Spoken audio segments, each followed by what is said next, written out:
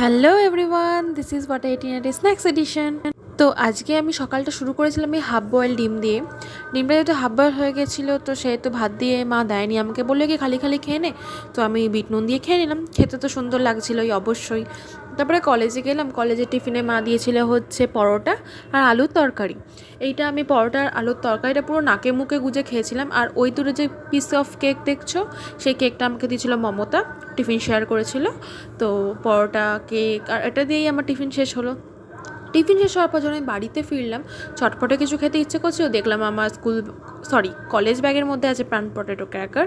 তো আমি সেটা খেলাম। আর সন্ধ্যের পরের দিকেই ভাত খাওয়ার আগে বোধহয় এই চকোবার আইসক্রিমটা খেয়েছিলাম। খেতে ব্যাপক ছিল, আর আমার কোয়ালিটি বলছে চকোবার দারুণ লাগে।